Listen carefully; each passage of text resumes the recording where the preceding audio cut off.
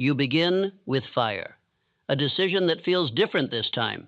You clear your schedule, sharpen your focus, and tell yourself, this is it. Day 1 feels powerful. Day 2 feels promising. But somewhere around day 3, the intensity fades, and you quietly slow down. It is not dramatic. There is no announcement, no clear moment of failure, just a subtle shift. You delay one task. You loosen one standard. You allow one exception. And from that small permission, the entire structure begins to weaken. You tell yourself it's temporary. I'll get back on track tomorrow. I just need a break. I've done enough for now. And in isolation, each thought seems harmless. But together, they form a pattern that repeats itself over and over again. 3 days of discipline, then drift. Have you noticed this cycle in your own life? The excitement of starting something new, the confidence that this time will be different, and then the quiet return of old habits that pull you back to where you began. This is not a lack of intelligence. It is a lack of control over your internal state. Most men believe momentum is built through motivation, that if they feel inspired enough, they will continue. But motivation is unreliable. It rises quickly and disappears just as fast. What you experience in the first 3 days is not discipline. It is emotional momentum. And emotional momentum cannot last. The early stage of any new habit is fueled by novelty. The mind is stimulated by change. It enjoys the idea of transformation. But once repetition begins, the excitement fades and reality replaces it. Reality requires effort. And effort, when repeated, feels uncomfortable. This is where most people collapse, not at the beginning, but in the transition from excitement to repetition. Because repetition feels boring. And the untrained mind interprets boredom as a signal to stop. But boredom is not a warning. It is a gateway.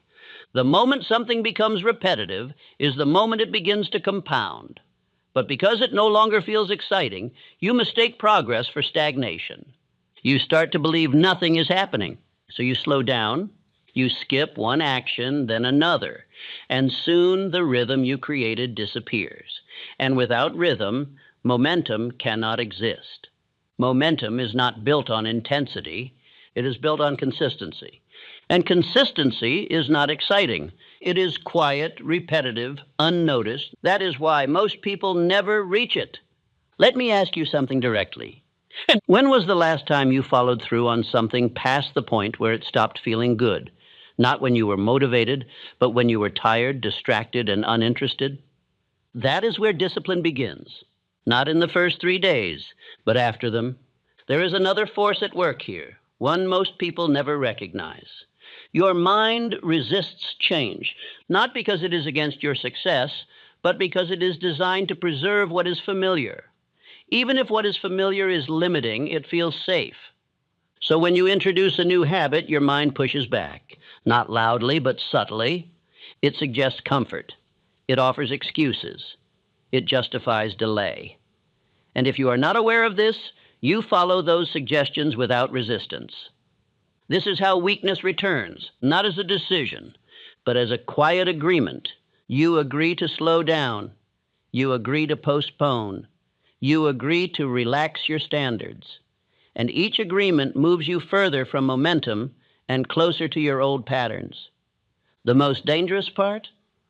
You don't notice it happening until you are back at the beginning again. And each time this happens, something deeper is affected, your trust in yourself. Every time you break your own commitment, your mind learns that your word is flexible, that your standards can be negotiated. And once your standards become negotiable, consistency becomes impossible. Trust is the foundation of momentum. Without trust, you rely on emotion. And emotion will always fail you under pressure. In this lesson, you will discover why the first 3 days feel easy and why everything changes after that. You will learn how to recognize the moment your mind begins to resist and how to respond before momentum collapses.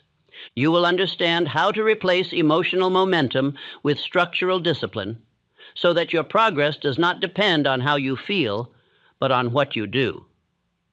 But before any strategy works, you must accept this truth. You are not losing momentum because you are incapable. You are losing momentum because you are allowing small exceptions to weaken your system.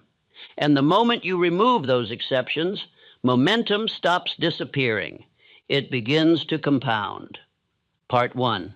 That compounding begins the very moment you cease making peace with weakness. I tell you that what has been defeating you is not the labor, nor the length of the road, nor the greatness of the aim before you.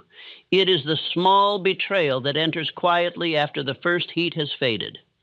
It is the habit of making one exception, then another, until the whole structure of your promise falls inward. And because this collapse happens silently, you have mistaken it for fate, when in truth it is only drift. You are not suffering from lack of intelligence. You are suffering from divided command.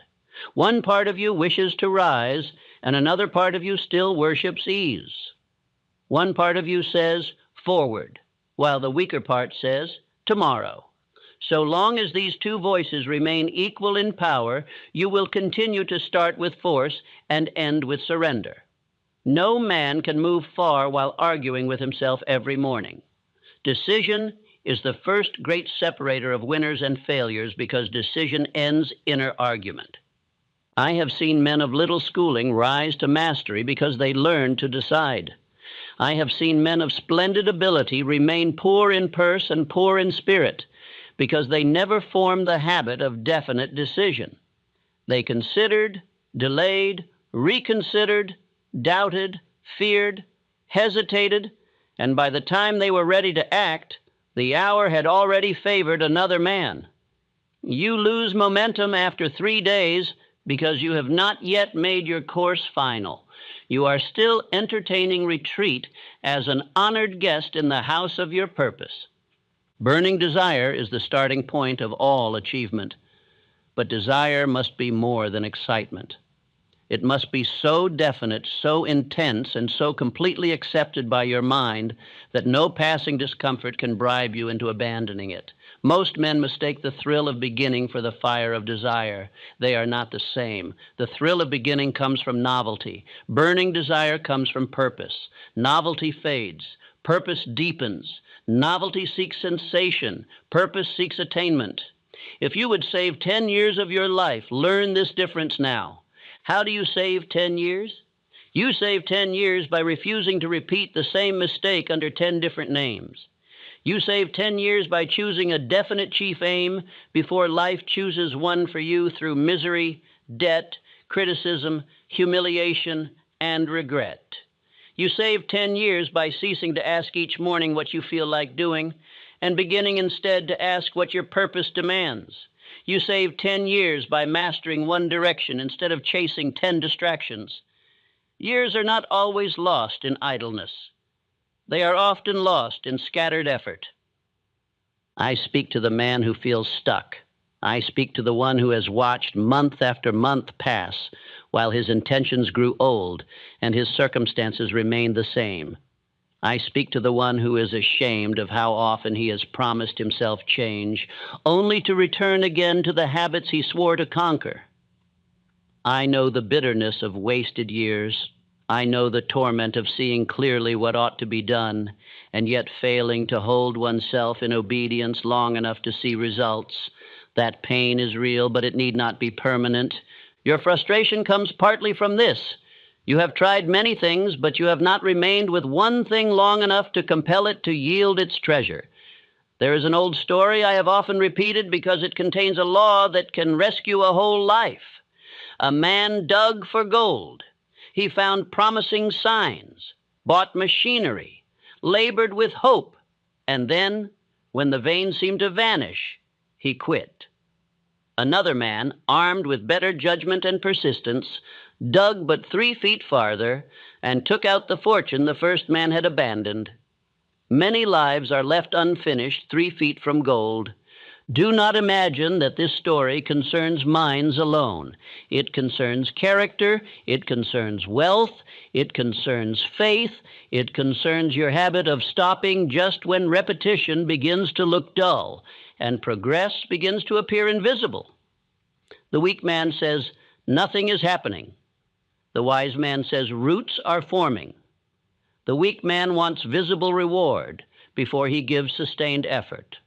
The wise man gives sustained effort because he understands that visible reward is always the child of invisible causes. All achievement begins with thought, but it is matured through continued action.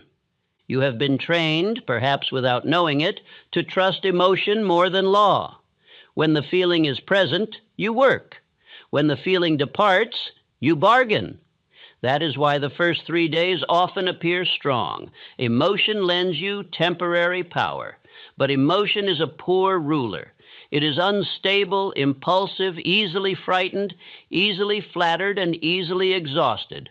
Character, on the other hand, is formed when a man acts from decision rather than feeling.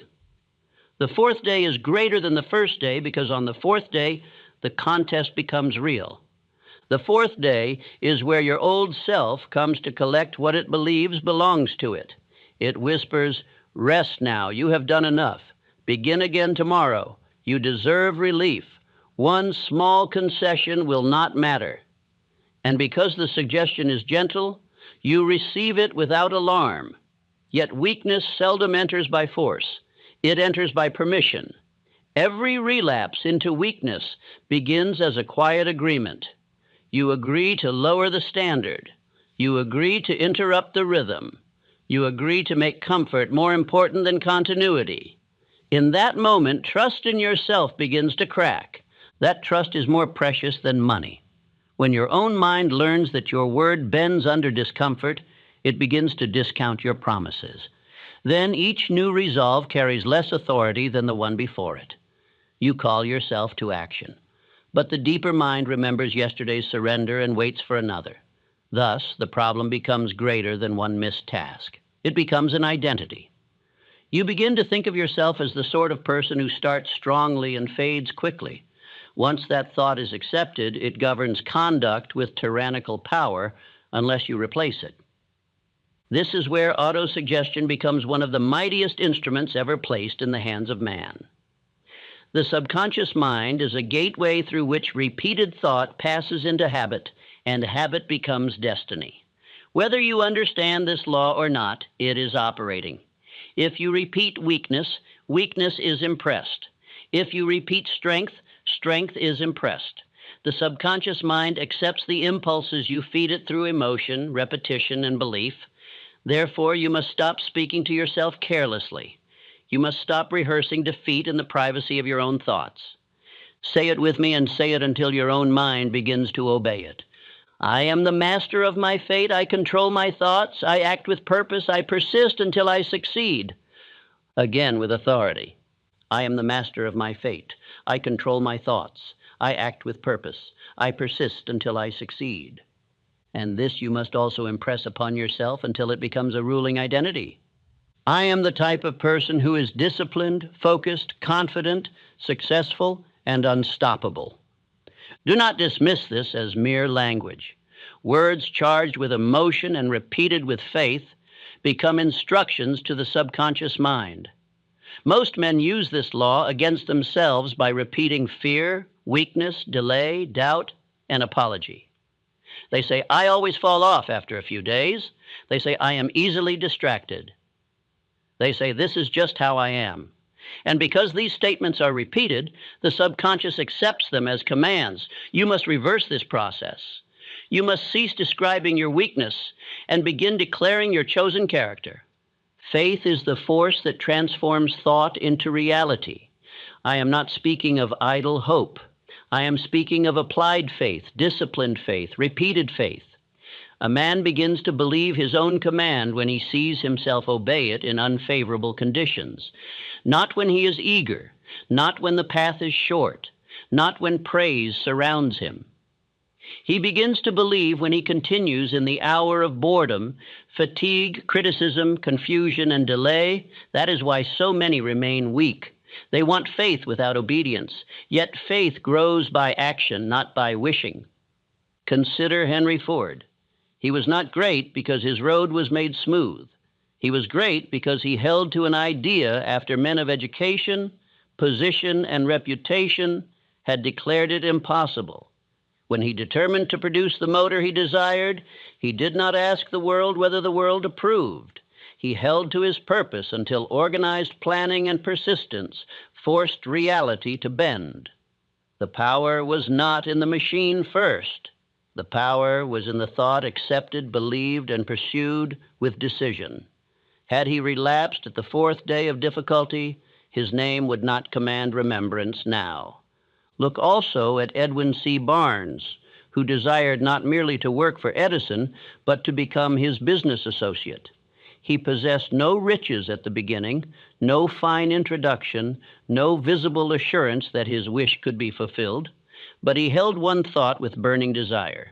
He did not weaken because the door did not open at once. He did not interpret delay as refusal. He remained until the occasion appeared. That is how men save 20 years. They stop treating delay as defeat. They stop restarting their faith every week. They hold one aim until opportunity, which often comes in disguise, is forced to reveal itself. Most people are not defeated by lack of opportunity. They are defeated by lack of persistence long before opportunity arrives. They grow weary in the unseen season. They do not understand that life often tests a man's seriousness by withholding immediate reward. If the reward came at once, half the world would appear disciplined. But real discipline is proven when reward is absent, when applause is absent, when evidence is absent, and yet the man continues because his purpose has become greater than his mood. You must become that man or remain at the mercy of changing feelings. And now let me speak plainly of fear, for behind your broken momentum there often stands one of the old enemies I described long ago. The 6 ghosts of fear, especially the fear of poverty and the fear of criticism. Many men break rhythm because deep within they are afraid their effort may prove useless. They fear sacrificing comfort for a result that does not arrive. They fear that if they try with full sincerity and still fail, the pain of disappointment will be too great. So they protect themselves by never giving themselves completely. That is cowardice disguised as caution. The fear of criticism is equally destructive. You want to rise, but you still listen inwardly for the laughter of others. You imagine what friends will say if you become too serious. You imagine how your family may react if you begin to change your habits, your speech, your standards, and your ambition. You imagine rivals watching for your failure. Thus, to avoid criticism, you weaken your own discipline until your effort appears harmless. Then society leaves you alone because you no longer threaten its mediocrity. But the price of that acceptance is your own self-respect. If you would save 30 years, learn to endure misunderstanding early. Every man who becomes powerful first appears strange to those who have accepted weakness as normal. Friends may call you rigid. Family may say you have changed. Rivals may mock your seriousness before they envy your results. Society often criticizes in the beginning what it later admires when success has removed the danger of ridicule. Abraham Lincoln endured defeat, hostility, delay, and sorrow, yet he did not surrender his course to the opinions of the hour.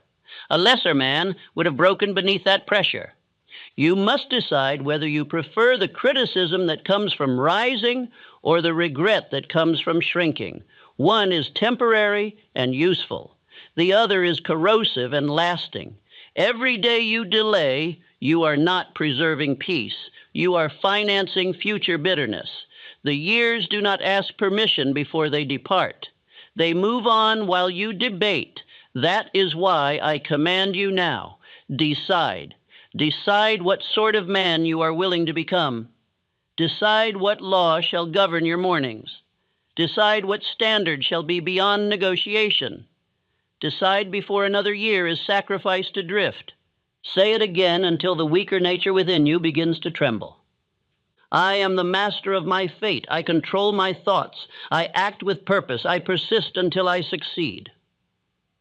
And once more, with the identity you will now begin to earn. I am the type of person who is disciplined, focused, confident, successful, and unstoppable. The man you are now may be uncertain, tired of beginning, ashamed of delay, and hungry for change. The man you become will be feared by his old habits because he no longer bargains with them. He will be respected by friends because his